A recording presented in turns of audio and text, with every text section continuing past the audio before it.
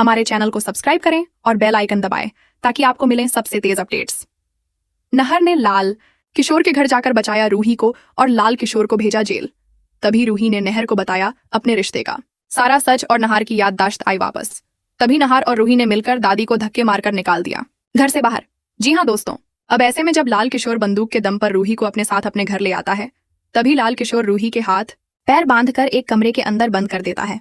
और यहाँ दूसरी तरफ परिवार के सभी लोग नहार से सच्चाई छुपाते हैं और उसे यह नहीं बताते हैं कि लाल किशोर रूही को जबरदस्ती बंदूक के दम पर अपने साथ ले गया है।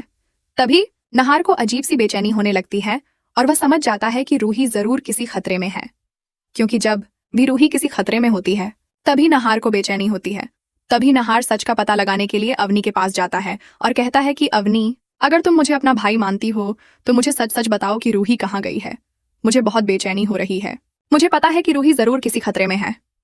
तुम्हें मेरी कसम, अगर आज तुमने मुझे सारा सच नहीं बताया तो मैं हमेशा तुम्हारे लिए मर जाऊंगा। नहार की यह बात सुनकर अवनी की आंखों में आंसू आ जाते हैं। उसका दिल कांपने लगता है और वह सोचती है कि आखिर कब तक सच छुपाया जाएगा। तभी अवनी नहर को सारा सच बताने का फैसला करती है और जब वे दोनों अकेले में होते हैं तभी अवनी रोते हुए कहती है, नहर भैया, रूही भाभी आपकी असली पत्नी है।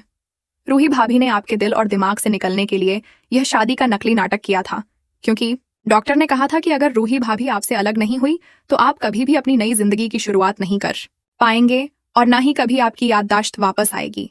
इसी वजह से दादी के कहने पर रूही भाभी ने नकली शादी का नाटक किया था। ये सुनकर नहार हैरान रह जाता है। उसकी आंखें फटी रह जाती हैं और वह कांपती आवाज में कहता है, तुम सच कह रही हो अवनी। तभी अवनी यह कहकर नहर को उसकी और रूही की शादी की फोटो दिखाती है और साथ ही में उनके छोटे बच्चे रूहान की भी तस्वीर दिखाती है।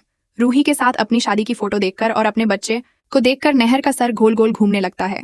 उसका दिल जोर जोर से धड़कने लगता है और उसके अंदर पुरानी सारी यादें बिजली की तरह कौंधने लगती हैं। शादी के साथ फेरे, रूही की मुस्कान, उसके साथ बिताए पल और छोटे रूहान की किलकारियां, सब कुछ एक झटके में नहर की आंखों के सामने आ जाता है। तभी नहर जोर से चिल्लाकर कहता है रूही और अगले ही पल वो फूट फूट कर रोने लगता है।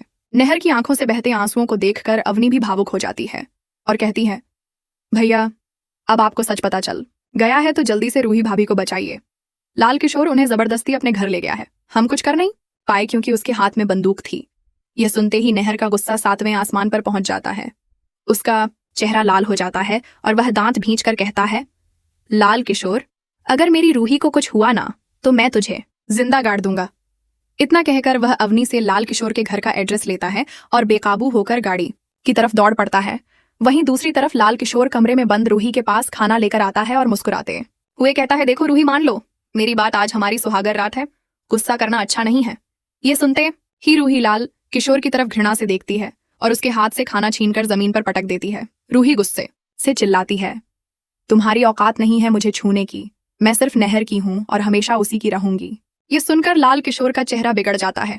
उसकी आंखों में पागलपन उतर आता है और वह रूही की तरफ झपट कर कहता है, अगर तुम मुझे अपनी मर्जी से नहीं मिलोगी तो मैं जबरदस्ती तुम्हें अपना बना लूंगा।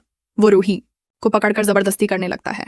रूही पूरी ताकत से खुद को छुड़ाती है और जोर जोर से चिल्लाने लगती है, नहर जी, मुझे बचाइए नहर जी।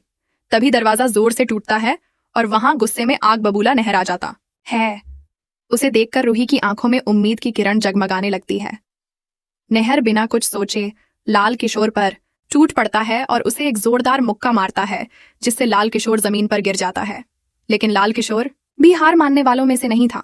वह पास रखे डंडे से नहार पर हमला करता है, लेकिन नहार उसका हर वार रोक देता है और पूरी ताकत से लाल किशोर की पिटाई कर डालता है।